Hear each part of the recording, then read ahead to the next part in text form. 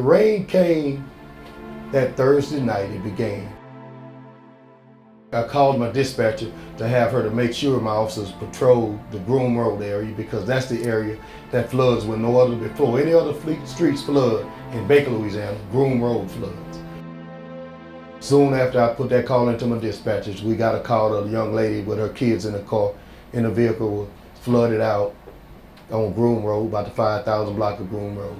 So I immediately got up, got my truck, I keep a chain in there, I got a 4-wheel drive truck with a 2-inch lift on it, and drove through the water I was gonna try to pull her out, but when I got to the scene, my officer was standing in the water trying to push, so that motivated me to get out of my truck and help him, and we both got wet. It was still storming and raining hard, but we pushed her to safety. She got the kids out the car and everything was fine. Our department does not have any kind of water safety equipment at all as far as boats, flotillas, anything like that. So I'm an avid fisherman. I have 3 boats, my personal boats that I fish in all the time. And I fish the Mississippi River all the time, so I'm used to a very strong current. I came home and I got my smallest boat, which is my aluminum boat, it's a tracker.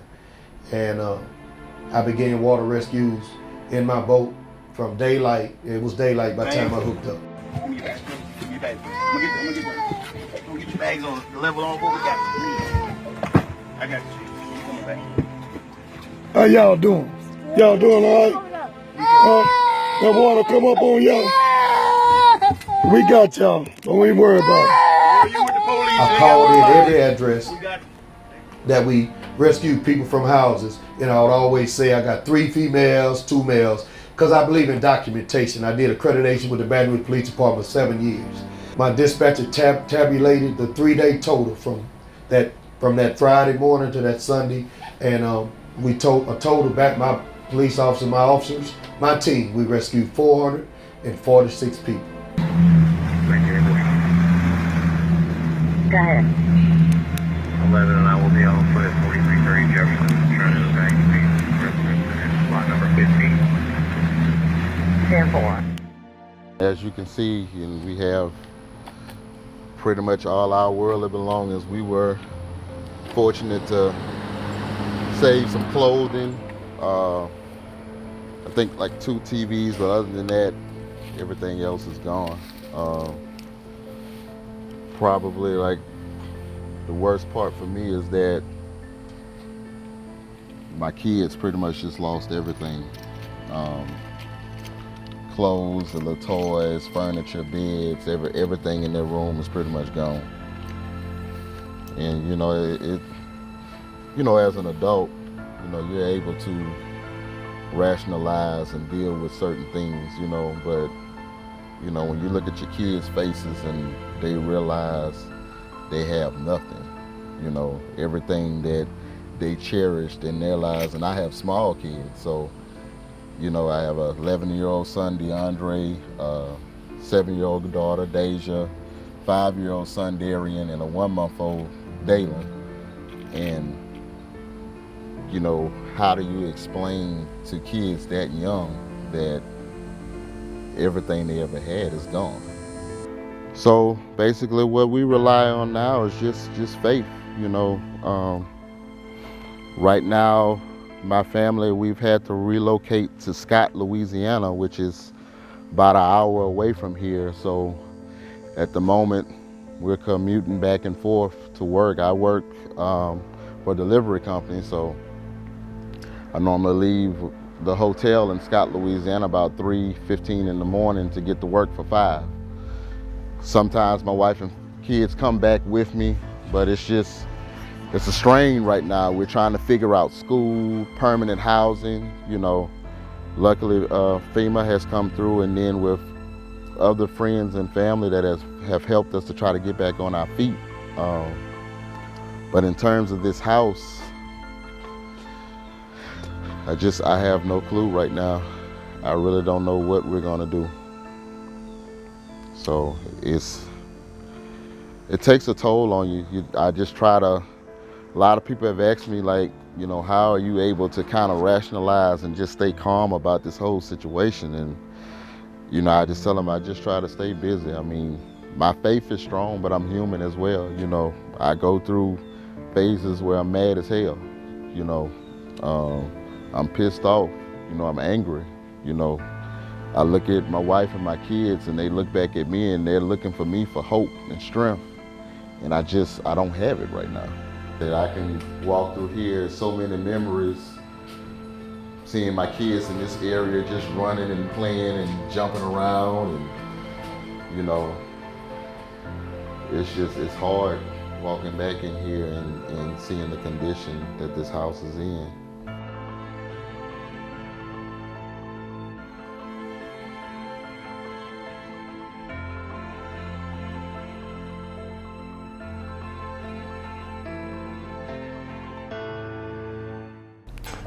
Well, you know, this was such a horrific event that we all just experienced, and I can go back to the Friday evening when we had rain for quite some time, and we obviously expected the river to crest and possibly cause us a little bit of flooding along River Road, but for surely not to the extent that it did happen.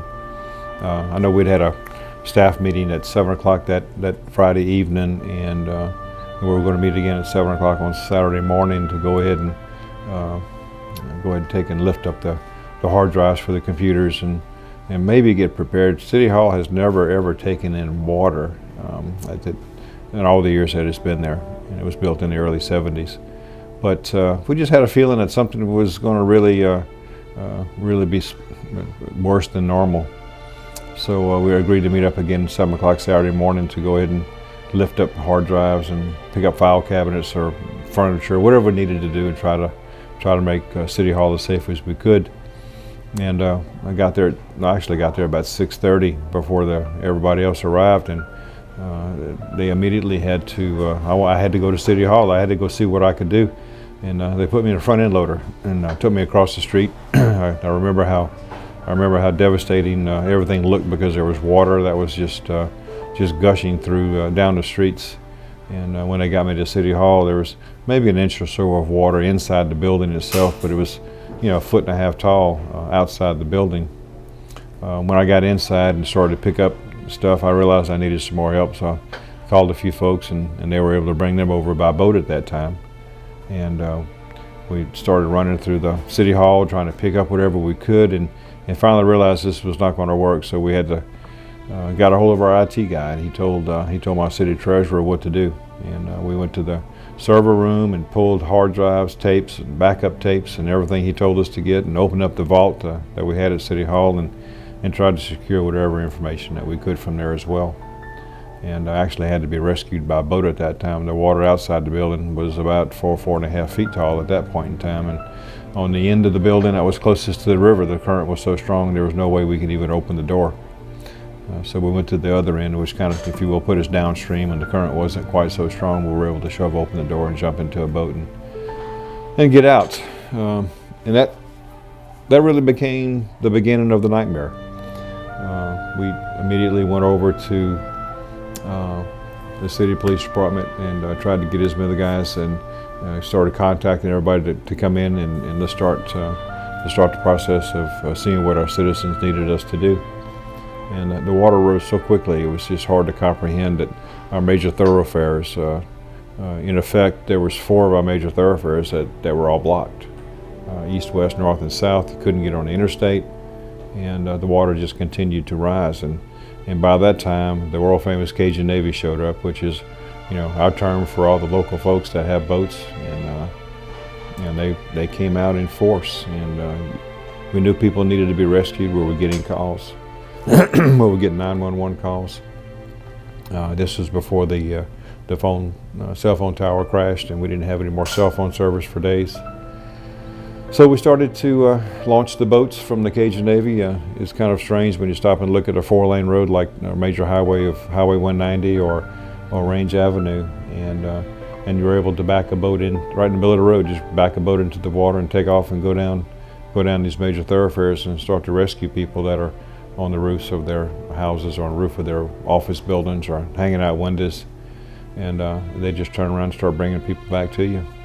I know we were stationed in the Walgreens parking lot actually just sitting in a car that went with the city vehicle that I had, and we were trying to field phone calls and dispatch people as best we could. And we probably had 150 to 200 people at any time across the street in front of Albertsons, and waiting for the National Guard to send vehicles to transport these folks back to a shelter. Thank goodness there was no loss of life here in the city, and it took us a long time just to get everybody out of the water. I know it was kind of heart-wrenching when you go out there and you're helping these folks, and just to look on their eyes, because you know that they have lost everything, and the look of despair in their face. I know for me it was a little bit more heart-wrenching when you see a boat coming and you walk out there and you're wading up to your knees trying to get the people out, and you realize it's your cousins, and trying to get them to safety as quickly as you can.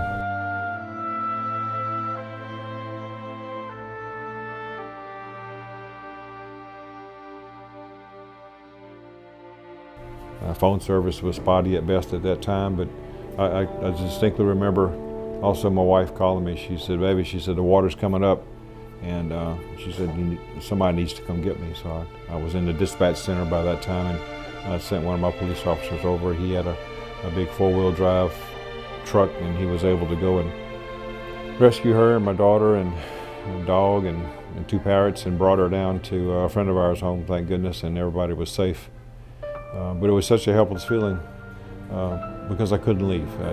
There was hardly any way for me to get over there to her, but everything is good and she's safe. And so now it's the recovery process that we all have to go through, and it's devastating when you're able to walk or drive, I should say drive down the major thoroughfares after the water had subsided, and you see two Army vehicles that were flooded out because they couldn't make it through the water, and there's a fire truck up the water up to the roof. I remember the only boat ride that I took to assess the damage before the water had receded, and it was right down the main road of Range Avenue. And right when we got next to that fire truck I was just telling you about, the boat kind of moved, and I asked the firemen that were with me, I said, "What was that?" And he said, "Oh, it was just a car."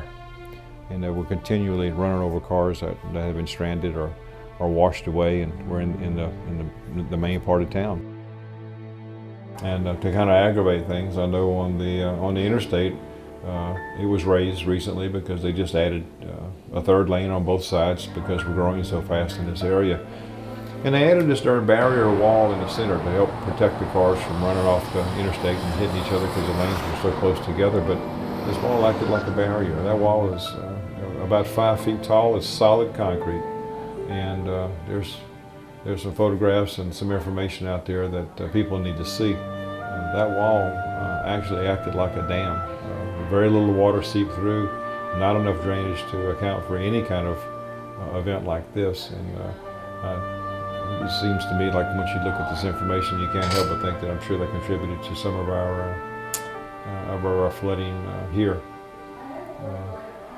Our city was 90% flooded. We have about 4,200 homes. We have an estimate of about close to 3,000 homes had more than 18 inches of water, and closer to 4,000 homes had some water in their homes. This is obviously a devastating event. Probably 90% of our businesses also took on water.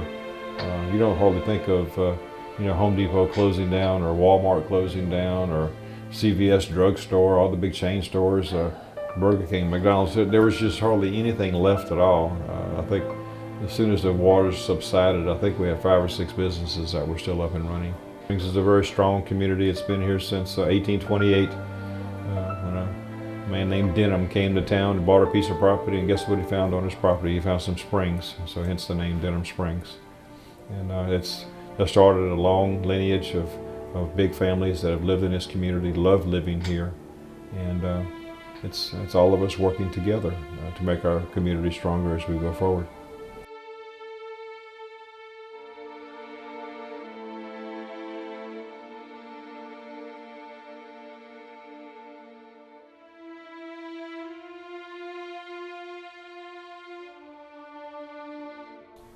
My name is Sharon Weston Broom, and I personally was impacted by the Great Flood of 2016. Also, I've had the opportunity to serve as an elected official in this area for over 20 years. Now I am a candidate for mayor president. And, but most importantly, I'm concerned, like so many of the citizens here in our community, about the rebuilding and recovery process from the Great Flood. As I said, I was impacted by the flood, received 12 to 14 inches of water, so we're in the rebuilding process ourselves.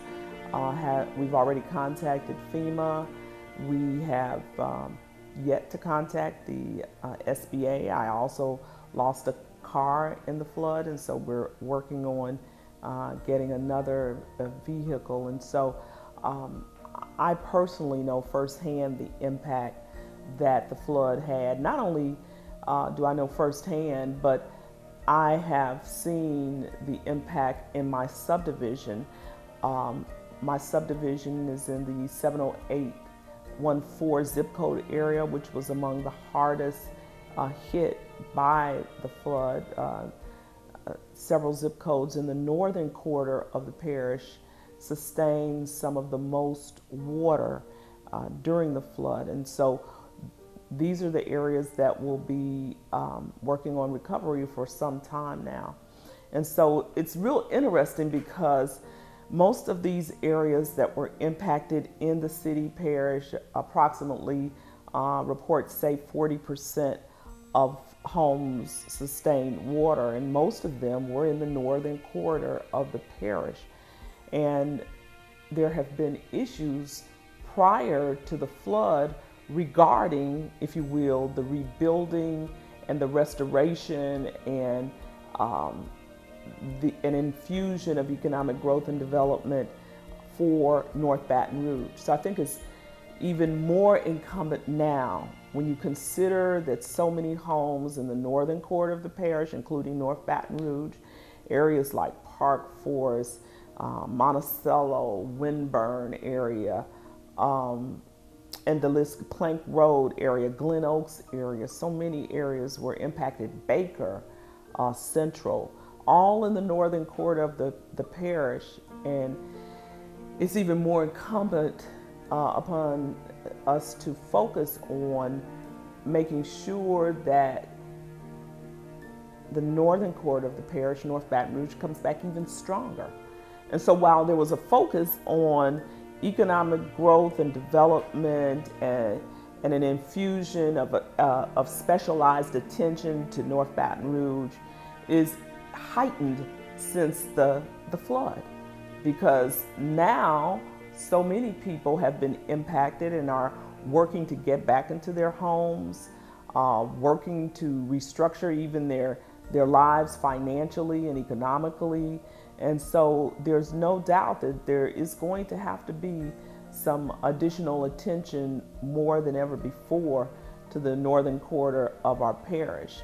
And so while 40% of the parish has been impacted by the Great Flood, there's still that common denominator even in the city, the parish, and surrounding areas. And that common denominator is that the flood impacted individuals from all walks of life, from all economic status, people who have various economic status. They too were impacted by the flood, and that has become the common denominator.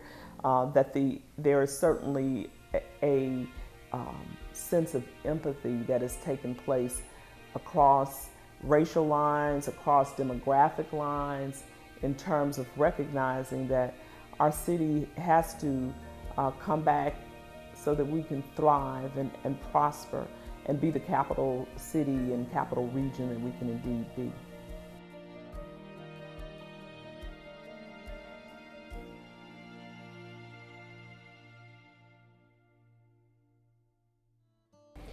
Hi, I'm Rick Ramsey, the mayor of the city of Walker. We're a small community in southeast Louisiana, about equidistance between New Orleans and Baton Rouge.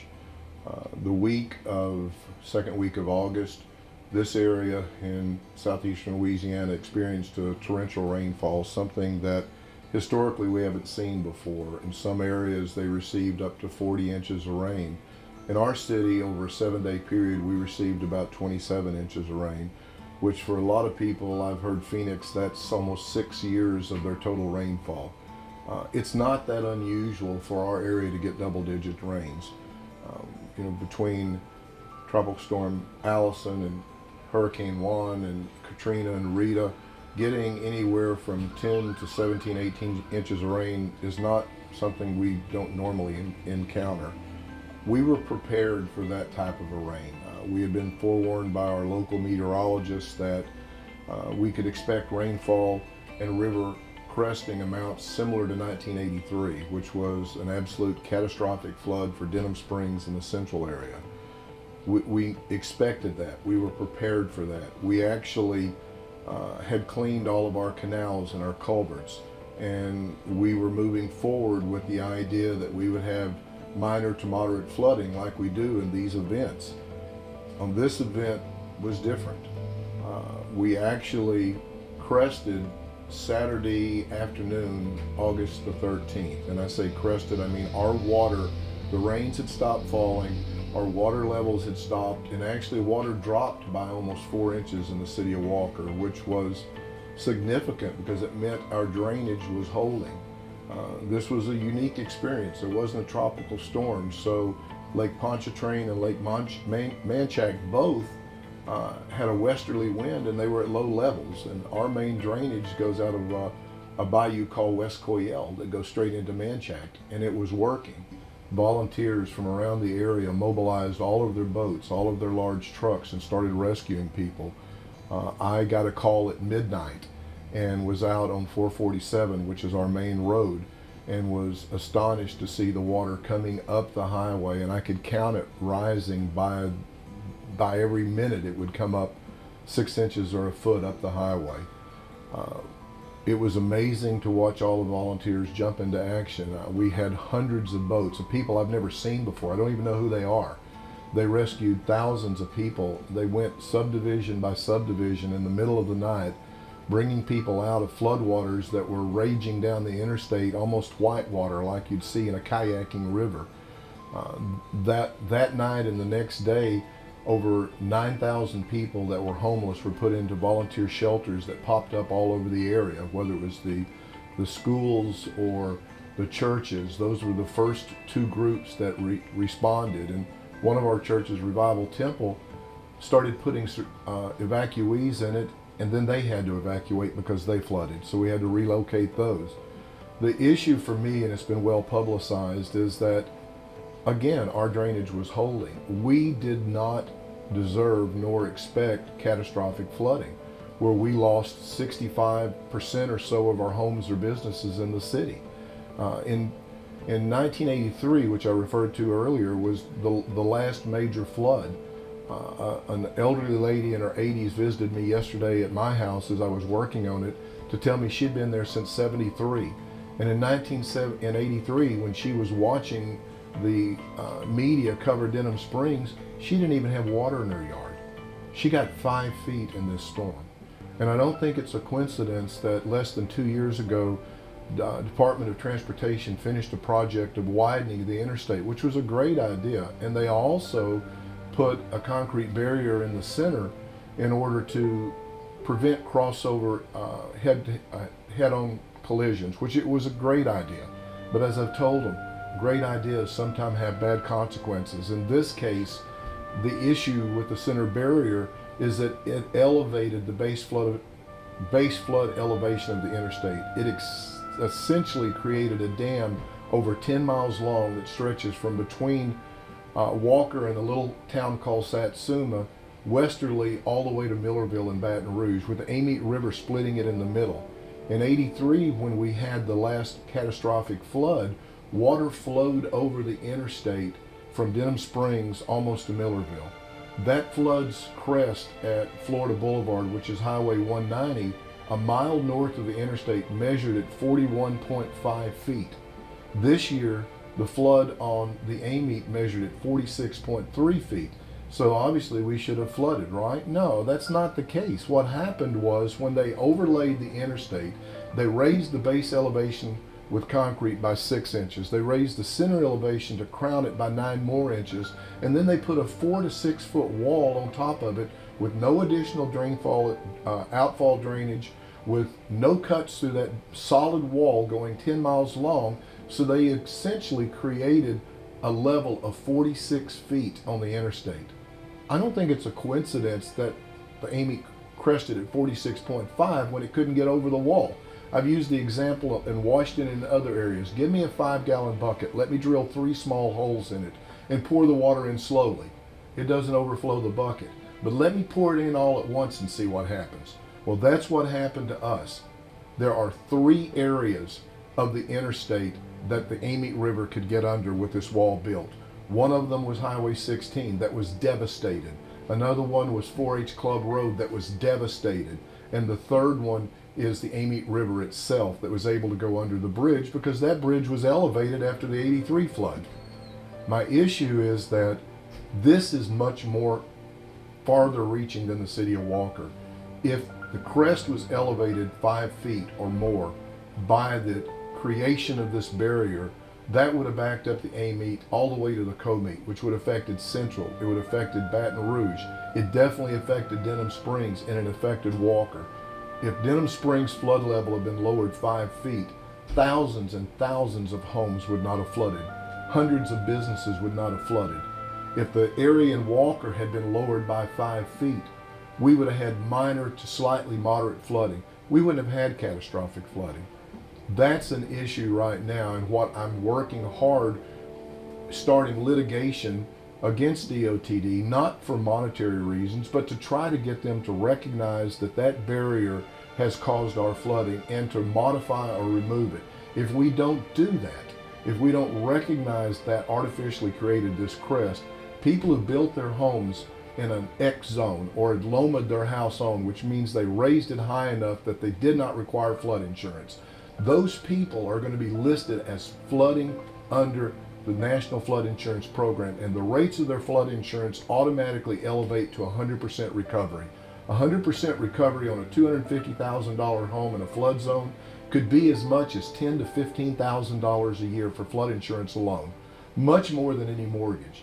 These people will not be able to afford flood insurance, and if they have a mortgage, they've got to have it. So what will they do? They'll walk away from their mortgage. Then what happens?